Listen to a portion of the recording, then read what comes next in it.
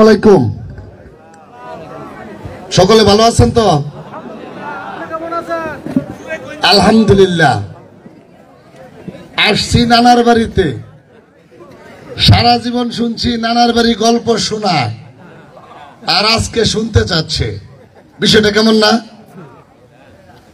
যেহেতু এসেই পড়েছে নানার বাড়িতে, যে সারা জীবন নানাদের কাছ থেকে, মামাদের কাছ থেকে গল্প শুনেছি, আজকে আমরা একটু করে যাই, নাকি বলেন?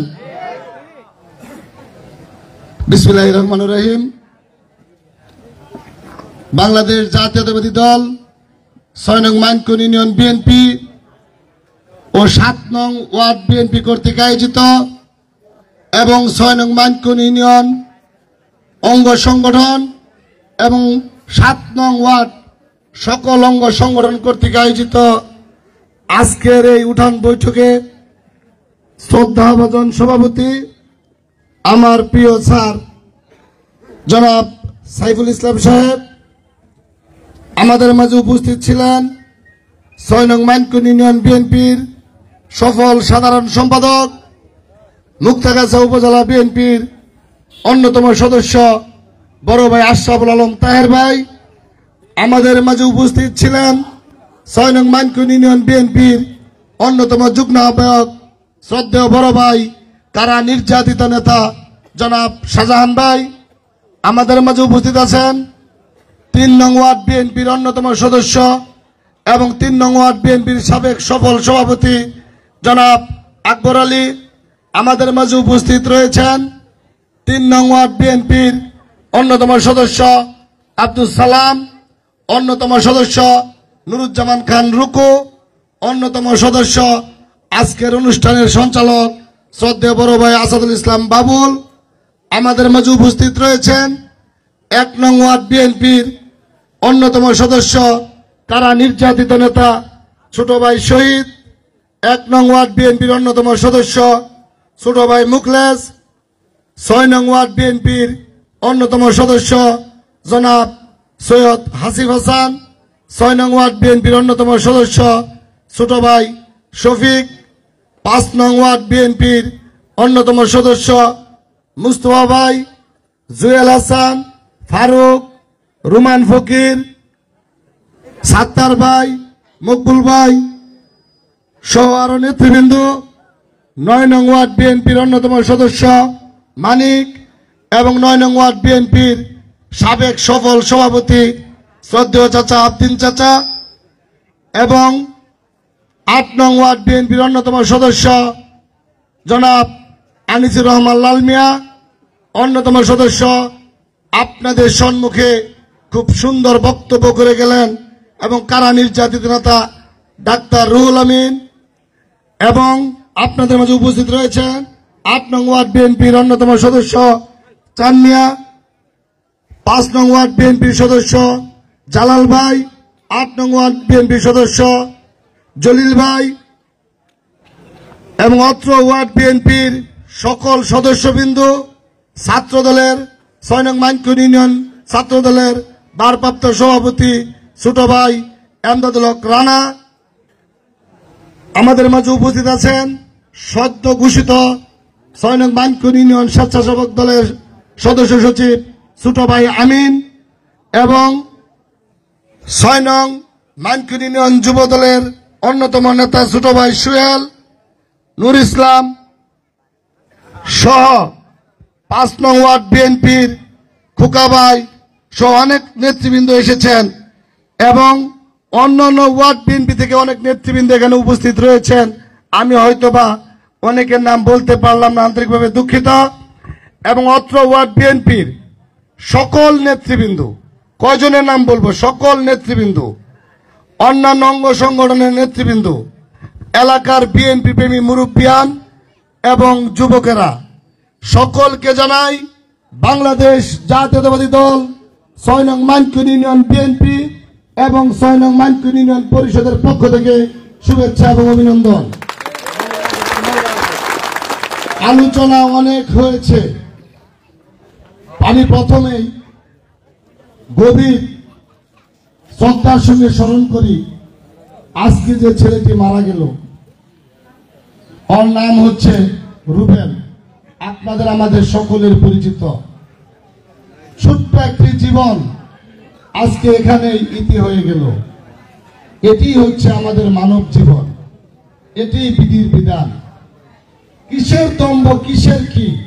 আমরা ক্ষমতার পিছনে এত ছোটাছুটি করি, কি লাভ? জীবন যে কোনো মুহূর্তে শেষ হয়ে যেতে পারে। আমি ওনার পরিবারের প্রতি সমবেদনা জানাই। মহান রব্বুল আলামিন যেন পরিবারকে, আত্মীয় স্বজনকে রুবেল হারানোর বেদনা সহ্য করার তৌফিক দান করেন, সকলে বলুন আমিন। এবং আমার পাশে অত্র ওয়ার্ড মহিলা দলের নেতৃবৃন্দ এবং বিএনপি প্রেমী মহিলারাও রয়েছে, মা বোনেরা রয়েছে, তাদেরকেও আমি ধন্যবাদ জ্ঞাপন করছি ৬ নং মাইনকুনি ইউনিয়ন বিএনপির পক্ষ থেকে। প্রিয় নেতৃবৃন্দ, আজকে অনেক বক্তা অনেক আলোচনা করে গেছেন। সবচাইতে বেশি যে আলোচনাটি উঠে এসেছে ফ্যাসিস্ট শেখ হাসিনা সরকারের ১৭টি বছরের নির্মম ইতিহাস। বলবো, প্রধান বক্তা কথা বলতে গেলে তো আসলে ধৈর্য থাকে না, কিছুক্ষণ বলি নাকি? যাক, ধন্যবাদ, সম্মতি দিয়েছেন। বিগত ১৭টি বছর বাংলাদেশের ইতিহাস একটি কলঙ্কময় ইতিহাস ছিল। যে ইতিহাসে বাংলাদেশের জনগণ তাদের ভোটাধিকার প্রয়োগ করতে পারে নাই, নিজের ভোট নিজে দিতে পারে নাই। ভোট কেন্দ্রে গেলে বলা হতো আপনার ভোট দেওয়া হয়ে গিয়েছে, কিংবা রাস্তায় ব্যারিকেড দেওয়া হতো, হাতে দেশীয় অস্ত্র, আগ্নেয় অস্ত্র শস্ত্র নিয়ে দাঁড়িয়ে থাকতো, ভয় দেখাতো। জীবনের মায়া ভয়ে অনেকে কেন্দ্রে যেতে পারতো না। কিন্তু এই ১৭টি বছর বাংলাদেশের কি হয়েছে আপনারা শুনুন। আপনারা সকলেই টিভিতে দেখেছেন, খবরে শুনেছেন, হাজার হাজার কোটি টাকা লুণ্ঠন করা হয়েছে। এই বাংলাদেশ থেকে হাজার হাজার কোটি টাকা যদি লুণ্ঠন করা না হতো, তাহলে এই সমস্ত রাস্তাঘাট পাকাকরণের বাহিরে থাকতো না। আজকে এক ভাই বলে গেছেন রাস্তাঘাটের উন্নয়নের কথা। উন্নয়নের আলোচনা যদি আসে, তাহলে আসবে মোশাররফ হোসেন সাহেবের কথা। মুক্তাগাছায় একজন মানুষের জন্মই হয়েছিল শুধু মুক্তাগাছার উন্নয়ন করার জন্য। মোশাররফ হোসেন সাহেব 2 বার এমপি ছিলেন, 1 বার মন্ত্রী ছিলেন। উনার সময়ে যে উন্নয়ন হয়েছে, বাকি ইতিহাসে আর উন্নয়ন হয় নাই। 2008 সাল থেকে 2024 এই সময়ে মুক্তাগাছায় একাধিক এমপি হয়েছেন। খালেদ বাবু নামের একজন এমপি হয়েছিলেন, মন্ত্রী হয়েছিলেন। বুদ্দিন সালাউদ্দিন আহমেদ মুক্তি এমপি হয়েছিলেন। কিন্তু ওনারা দেখাতে পারবেন না মুক্তাগাছার মানুষকে উন্নয়ন কাকে বলে, উন্নয়ন কি। একজন মানুষই দেখিয়ে গিয়েছিলেন, সেটা হচ্ছে আমাদের সকলের প্রিয় নেতা, আমাদের মুক্তাগাছার মাটি ও মানুষের নেতা, আমাদের মুক্তাগাছার মানুষের মাথার মুকুট এ.কে.এম. মোশাররফ হোসেন সাহেব। আপনারা চিনতেন তো নাকি? আজকে ১৭টি বছর ফ্যাসিস্ট শেখ হাসিনার দূষরেরা আমাদের গ্রামগঞ্জে, প্রত্যন্ত অঞ্চলে বিএনপি প্রেমী সকল ভাইদের উপর যে নির্যাতন নিপীড়ন করেছে, সেটি বলার নয়। তবুও কিন্তু আমরা বাংলাদেশে যখন ছাত্র জনতার গণ অভ্যুত্থানের মধ্য দিয়ে বাংলাদেশ যখন দ্বিতীয়বারের মতো স্বাধীন হয়েছে, তবুও কিন্তু আমরা আওয়ামী লীগের দূষরের মতো আচরণ করি নাই। আমরা তাদের কথা ভেবেছি যে তারা যেহেতু আমাদের উপর নির্যাতন করেছে, নিপীড়ন করেছে, অত্যাচার করেছে, জেল খাটিয়েছে, আমরা তাদের মতো হতে পারবো না। কারণ আওয়ামী লীগ আর বিএনপির মধ্যে পার্থক্য হচ্ছে সেটা। কিন্তু এখনো দোকানে পাটে, হাটে বাজারে, বিভিন্ন জায়গায় সে আওয়ামী লীগের দূষরেরা আবারও ষড়যন্ত্রে লিপ্ত রয়েছে। এখনো ওনারা বলে, কিছুক্ষণ আগে সঞ্চালক বলে গিয়েছেন শেখ হাসিনা আবারও নাকি বাংলাদেশে আসবে। এই জীবনে আর শেখ হাসিনার মুখ বাংলার মানুষ দেখবে না।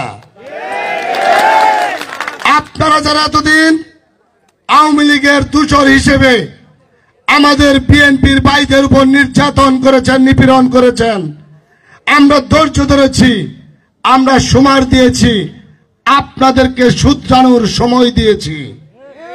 কিন্তু এখনো আমরা যে জিনিসটি দেখতে পাচ্ছি, আপনারা নতুন আঙ্গিকে, নতুন মোড়কে, হাতে তসবি নিয়ে, মাথায় টুপি নিয়ে আবারও বিএনপির ক্ষতি করার ষড়যন্ত্র করছেন। কোন একটি দলের ব্যানারে ঢুকে আপনাদেরকে শুধরানোর সময় দেওয়া হয়েছে। যদি আপনারা পূর্বের মতো আবারও বিএনপির ক্ষতি করার চেষ্টা করেন, বিএনপি আপনাদেরকে ছেড়ে কথা বলবে না।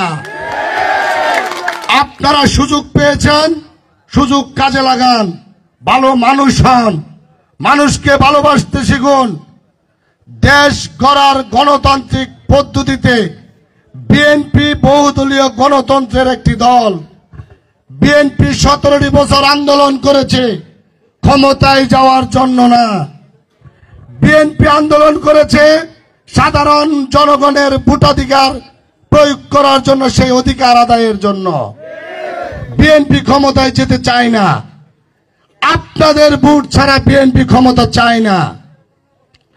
আমাদের আগামীর বাংলাদেশ, আগামী রাষ্ট্রনায়ক তারেক রহমান বলেছেন, আগামী যে সংসদ নির্বাচন হবে সেটি হবে বাংলার ইতিহাসে সবচাইতে কঠিন এবং প্রতিযোগিতামূলক একটি নির্বাচন। আমরা চাই আপনারা আপনাদের অতীত থেকে শিক্ষা নিয়ে তওবা করে ভালো মানুষ হয়ে দেশ গড়ার লক্ষ্যে ভালো দলের পক্ষে আপনারা ভোট দিবেন, এটাই আপনাদের কাছে প্রত্যাশা। যদি আপনারা আমাদের ক্ষতি করার চেষ্টা করেন, আপনাদের জন্য আবারও আরেকটি আগস্টের সৃষ্টি হতে পারে। এখনো সময় আছে, আপনারা ঠিক হন। আমি আপনাদেরকে নিয়ে আর কথা বলতে চাই না। আপনাদের ভাগ্য আপনাদের হাতে। আপনারা যদি চান ভালো মানুষ হয়ে থাকতে পারবেন, আপনারা যদি চান পূর্বের মতোই আপনাদের আবারও ইতিহাসের সৃষ্টি করতে, তাহলে সৃষ্টি করতে আমরাও প্রস্তুত রয়েছি।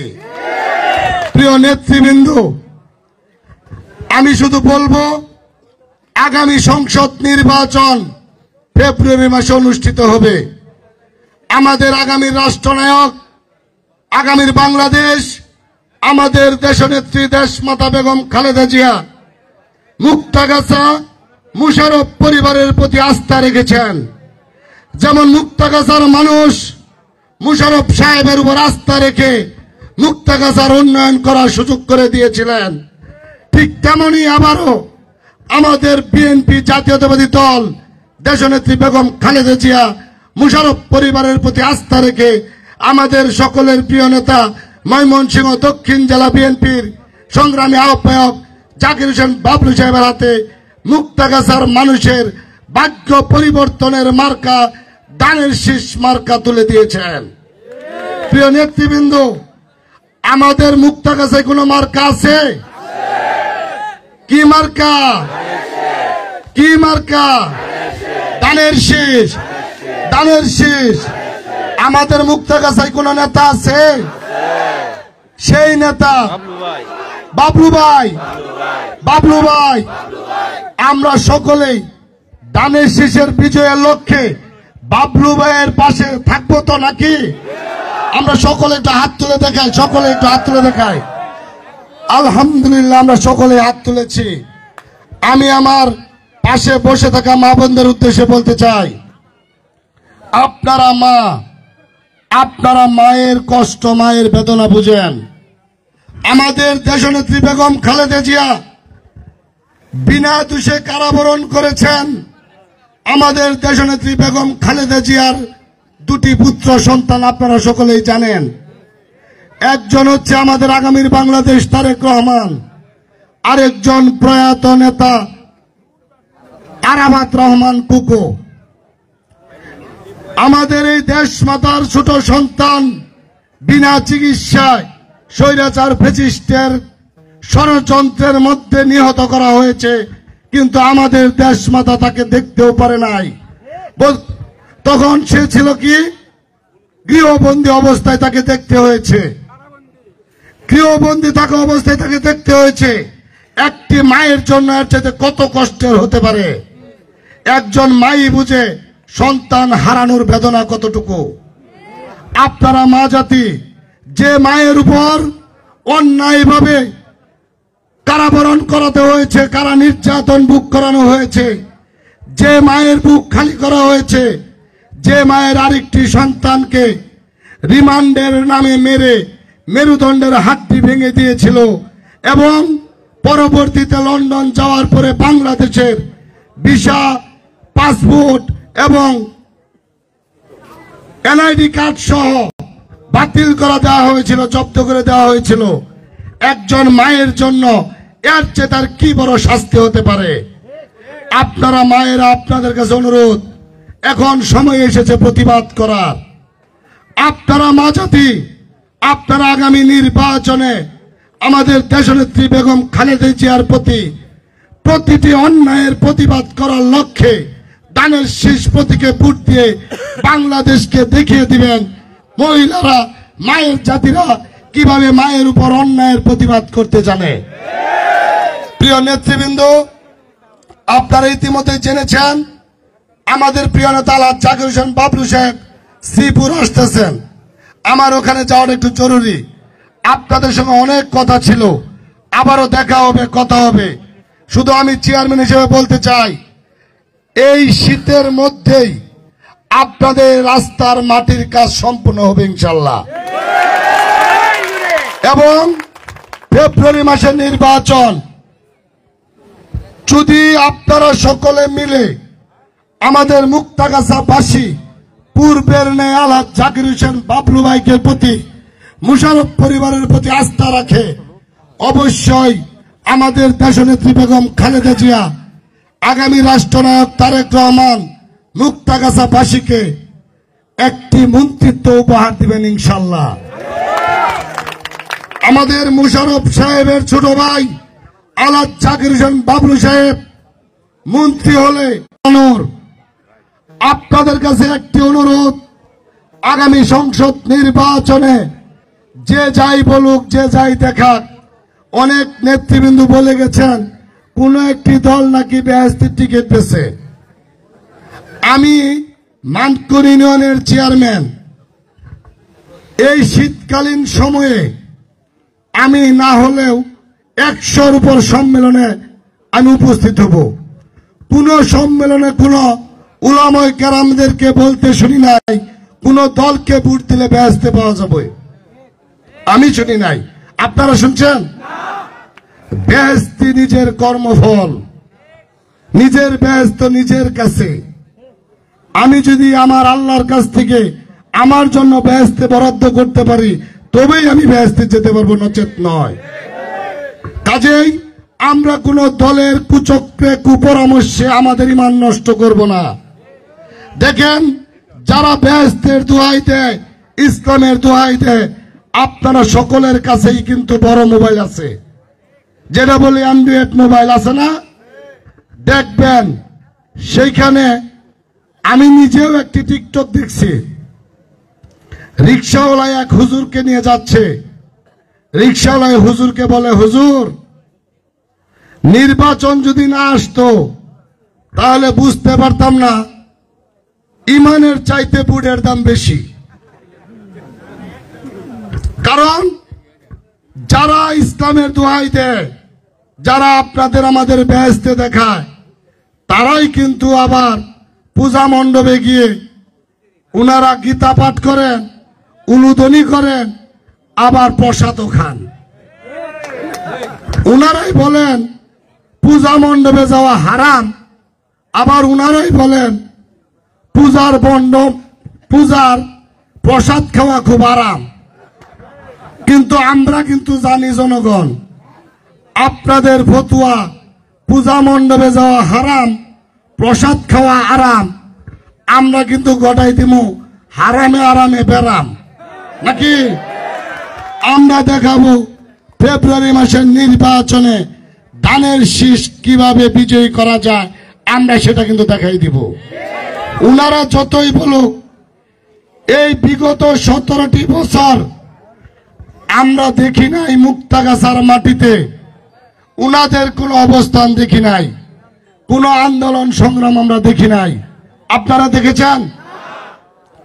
আমরা মুক্তাগাছার শহরে মেইন রোডে আমরা প্রোগ্রাম করতে পারি নাই, মিছিল করতে পারি নাই। আমাদের করতে হয়েছে সেই আমাদের প্রয়াত নেতা একে মুশারফ হোসেনের গড়ে দেওয়া হাজী কাশেম আলী কলেজের ওইদিকে। আপনারা কিন্তু জানেন। আর উনারা এখন লম্বা লম্বা আলোচনা করেন, বড় বড় মস্তানি করেন। আপনারা এতদিন কোথায় ছিলেন? হাসিনা বিরোধী আন্দোলনে তো আপনাদেরকে দেখি নাই। আপনারা আরেকটা জিনিস অনেকেই বলে ঢাকা ভার্সিটি জামাত শিবির পাস, ওই রাজশাহী ভার্সিটি পাস, সব ভার্সিটি পাস। এই ঢাকা ভার্সিটিতে যে বিপি হয়েছেন, উনাকে কি আপনার আগে চিনতেন? উনি যে ঢাকা ভার্সিটির শিবিরের নেতা ছিলেন কেউ জানতো? কোনদিন মিডিয়ার সামনে আসছে? আমি যতটুকু জেনেছি, যতটুকু শুনেছি, উনিও নাকি আওয়ামী লীগের ছাত্রলীগের কমিটিতে ছিলেন। উনাদের জীবন বাঁচাতে, পিণ্ডা বাঁচাতে, পিঠ বাঁচাতে উনারা আওয়ামী লীগের সদস্য হয়ে শিবিরের রাজনীতি করতেন। একাধারে শিবিরের সভাপতি, আবার একাধারে আওয়ামী লীগের ছাত্রলীগের সদস্য। এরা হইছে জামাত।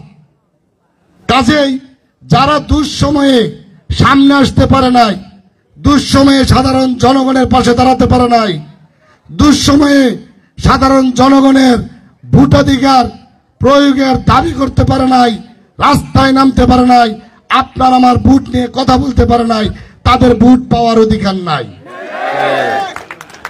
যে দল বাংলাদেশে সর্বোচ্চ নির্যাতিত হয়েছে, সর্বোচ্চ মামলা খেয়েছে, সর্বোচ্চ হামলার শিকার হয়েছে, সর্বোচ্চ গুম হয়েছে, সর্বোচ্চ খুন হয়েছে, কারণ একটাই, বাংলাদেশের জনগণ যেন নিজের ভোট নিজে দিতে পারে। যেই দলটি আপনাদের আমাদের ভোটের অধিকার আদায়ের লক্ষ্যে এত আন্দোলন সংগ্রাম করেছেন, নির্যাতনের শিকার হয়েছেন, সেই দলেরই একমাত্র অধিকার রয়েছে আগামী সংসদ নির্বাচনে ভোট পাওয়ার। আমরা সকলেই থাকবো তো নাকি? বিএনপির সাথে আছি তো নাকি? খুশি করার জন্য কিন্তু বললেন না।